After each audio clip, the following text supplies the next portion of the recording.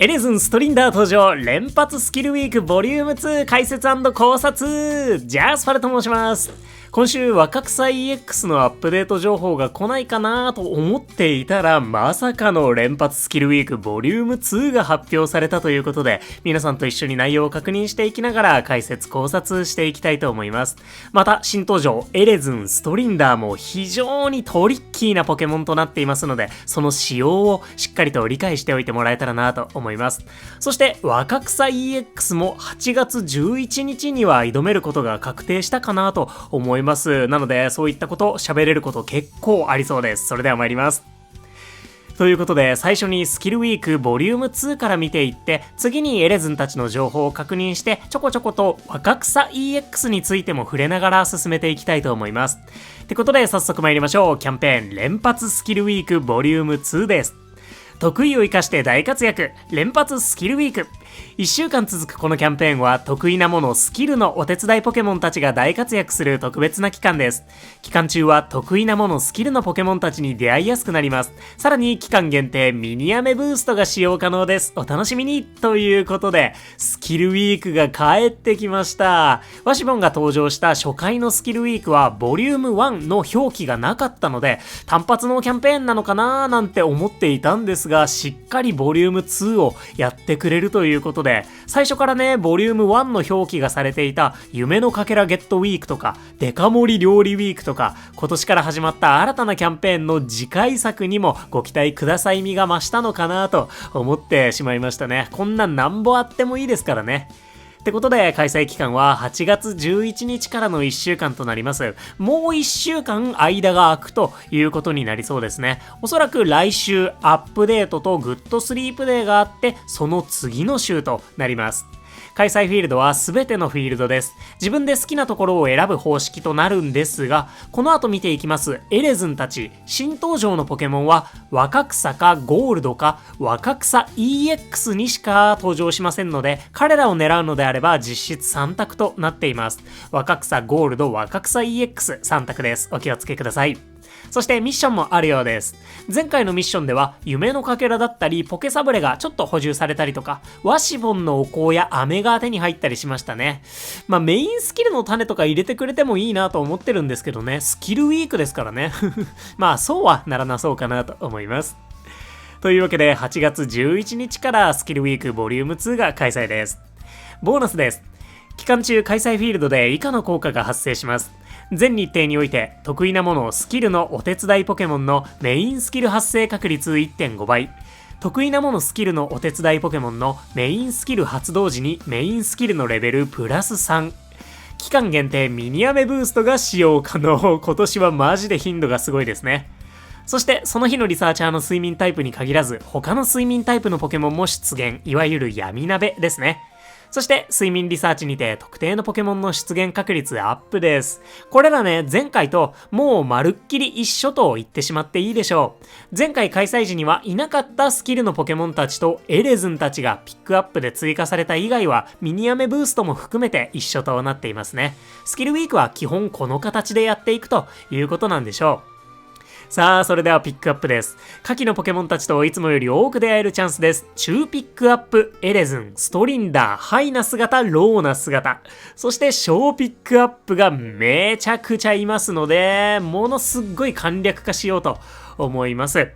伝説以外の全てのスキル得意ポケモンの種ポケモンがピックアップされます。伝説以外の進化前無進化のスキルポケモン全員ピックアップです。進化後は本当にストリンダーだけですね。マジでスキルポケモンのお祭りとなっています。いやね、ここに伝説も混ぜてあげてほしいななんて思うんですけれども、なんやかんや事情があるということなんでしょう。若草 EX ならね、来航くらい小ピックアップに入れてもろてもと思わないでもないんですが、伝説以外スキルポケモン全員です。ってことで各フィールドで出会えるポケモンです。こちらも簡略化しながら特徴だけ簡潔にお伝えします。まず若草本島。エレズンたちが出てくるところその1です。本命の一つですね。出てこないピックアップのポケモンはラルトス、ヤミラミです。出てこないのはラルトス、ヤミラミです。それ以外は全員出現します。エレズンたち以外をピンポイントで狙うのはもはや無理なのかなと思いますね。始めたての方がエレズンを狙うフィールドになるでしょう。お次、シアンの砂浜。ヘラクロス、キモリ、ワシボンあたりを狙いたいならありかもしれません。トープ洞窟。ヤミラミを狙いたいならここ一択と思いきや、なんと出現フィールドが増えましたが、ヤミラミラバーさんは行く価値もあるかなと思います。卯の花雪原。前回から闇カラスが追加されました。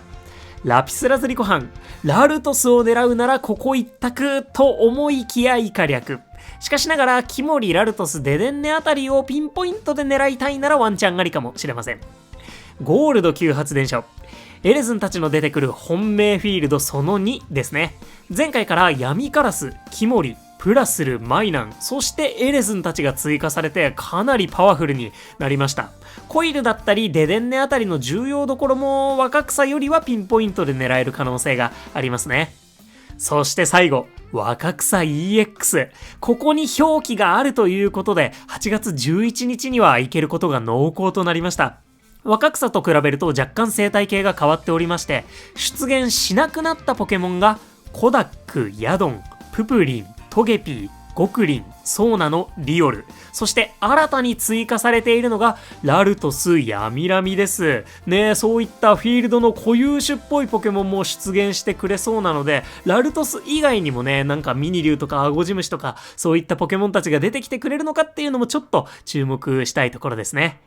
EX はポケモンたちに出会うための眠気パワーが増えていますし、ポケモンの出現ラインも定かではないので、エレズン厳選には向かない可能性もあるかと思います。というか、ストリンダーの寝顔集めはかなりの難易度となるかもしれませんね。しかしながら種ポケたちが大量にピックアップされるキャンペーンなので、どこのフィールドに行ってもリサーチの下振れが起こりやすくなっているということを考えると、相性自体は意外と悪くないのかなと捉えられなくもないかなと思ってます。いやー、若草 EX 本当にどんなフィールドになってるんでしょうね。期待感は高まるんですけれども、いかんせんキャンペーンで行くのは危険な香りがしますね。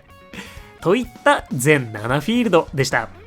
まあ基本的にはね、始めたての方以外はゴールドか若草 EX の2択となっているかなと思います。一応ピックアップの数がゴールドの方が少ないですし、木の実ガチャもありませんので、より安定感のある厳選をしたり寝顔を集めたりするのであれば、さすがにゴールドの方がおすすめとなりそうです。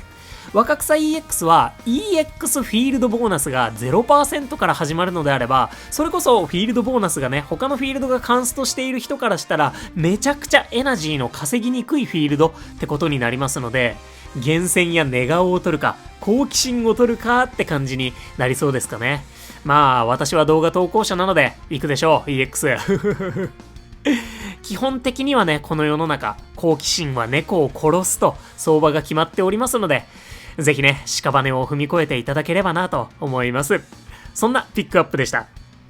その他注意事項など特筆すべきものは見受けられませんでした。スキルレベルの上限は超えないようくらいですね。ミニアメブーストも直前にありましたので割愛します。いつも通りでした。そんな連発スキルウィークボリューム2となっています。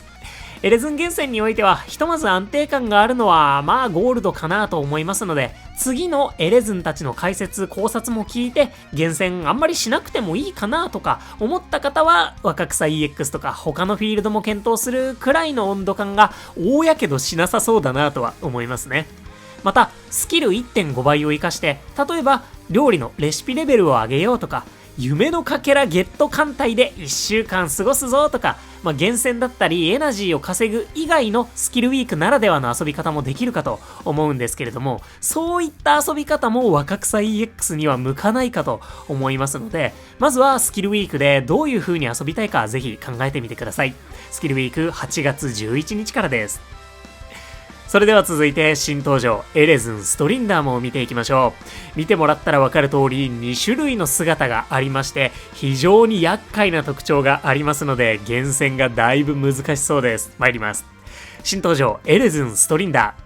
リサーチャーの皆様が睡眠リサーチを続けてきた影響か、特定のフィールドの近くでこれまで出会えなかったポケモンの姿が見つかったという報告がありました。そろそろ睡眠リサーチでも出会える日が来るかもしれません。新たに出会えるポケモン、エレズン、ストリンダー、ハイな姿、ローな姿、全員毒タイプとなっております。電気毒タイプで第1タイプが電気になっているエレズンストリンダーなんですが、アンバー警告を見据えてなのか、プラスルマイナンと被らないようになのか、毒タイプでの参戦となりました。そしてとんでもない文言書かれておりますね。エレズンの性格によって進化先が異なります。お楽しみにということで、なんとエレズンポケモンスリープにおいては厳選が結構きつそうな分岐進化ポケモンとなっております。しかも性格なんですよね。ポケモンの性格は25種類あるわけなんですが、その中でもテンション高そうな13種類がハイの姿、やんちゃとかわんぱくとかですね。そしてチルい感じの性格12種類がローの姿となります。控えめとか慎重とかですね。そしてこのストリンダー、本家ゲームではプラスマイナスの特性を通常特性に持っている数少ないポケモンの一体となっています。ちなみにエレズンの時点では持っていません。EV など進化してスキルが変わるポケモンは前例がありますので、おそらくハイな姿はプラス食材ゲット S に、ローな姿はマイナス料理パワーアップ S になることでしょう。狙いたいスキルの性格で出てくるのかどうか、エレズンの時点では分かりませんので、ここがね、なかなか厄介ですよね。ミントを使ったとしても性格そのものって残るので、進化先を後天的に変えることはできないんですよね。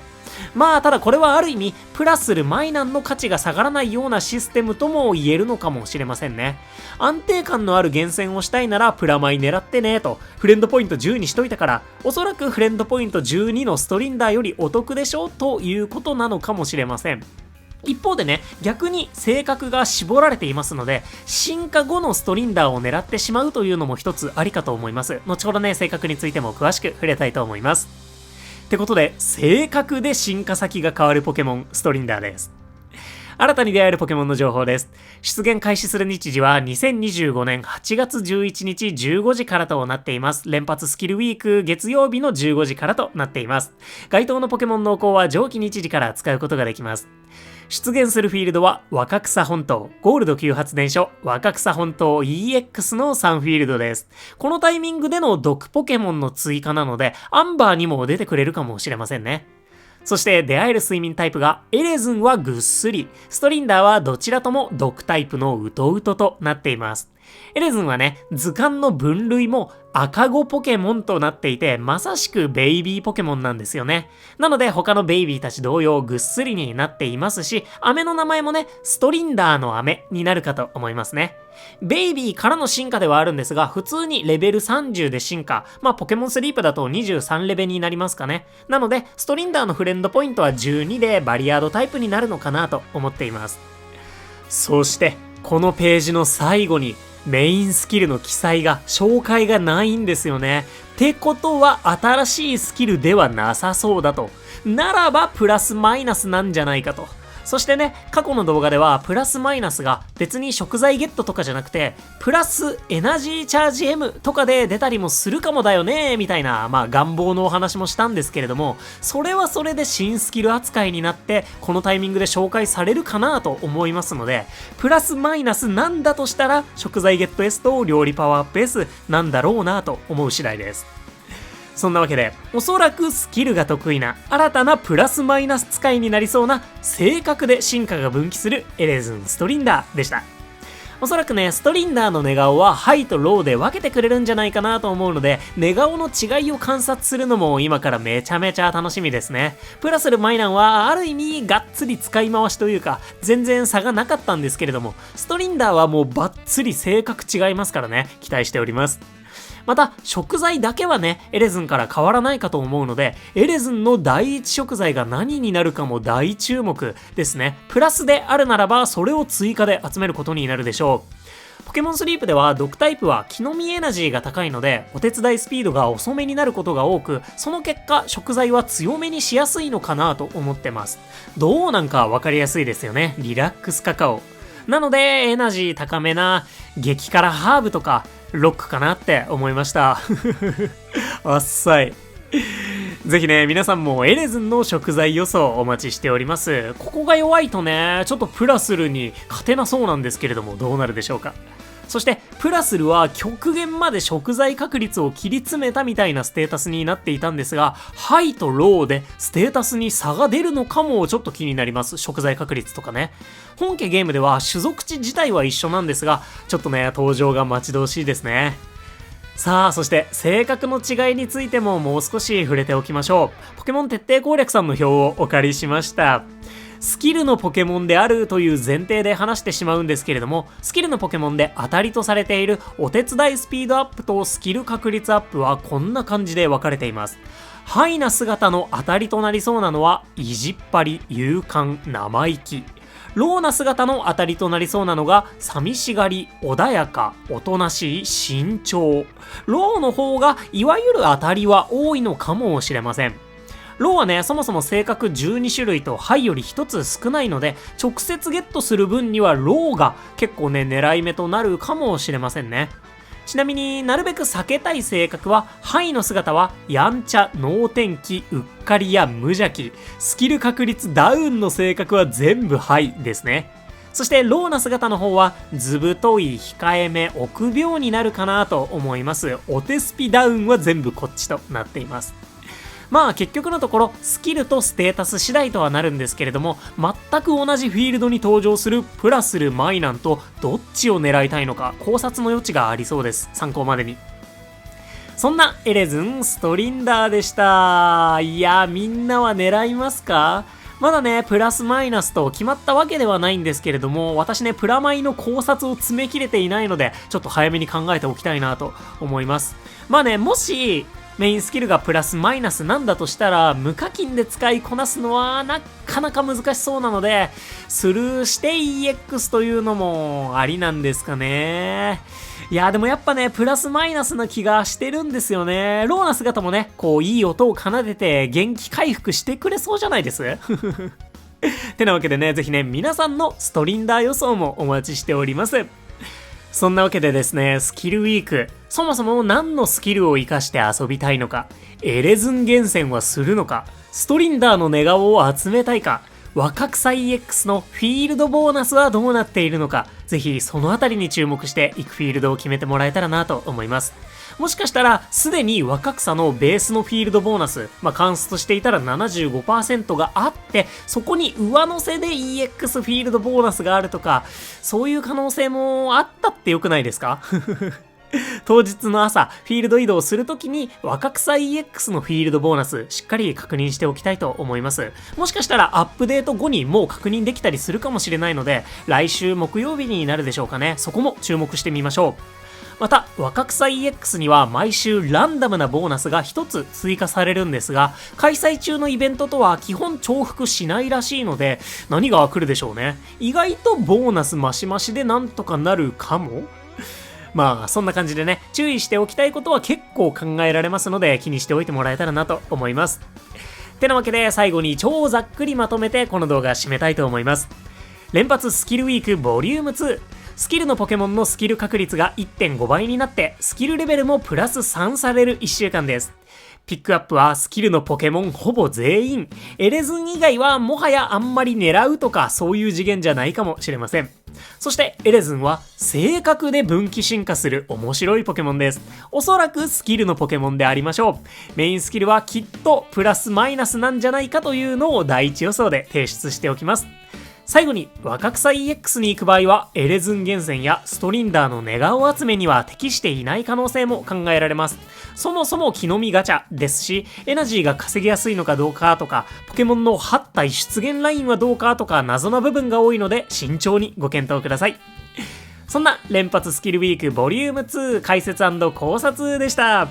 皆さんの予想やコメント、どこのフィールドに行きたいかもどしどしお待ちしております。ということで、ここまでご視聴いただきまして誠にありがとうございました。お相手パルでした。よろしければ動画にグッド押していただけますと動画制作の励みとなります。いつも本当にグッドたくさんありがとうございます。それではスキルウィークをどう過ごすのか考えつつ、来週もね、特に何もなさそうなので、各々のやりたい準備、厳選、ここぞとばかりに進めておきましょう。今日も元気にいってらっしゃい。またね、バイバーイ。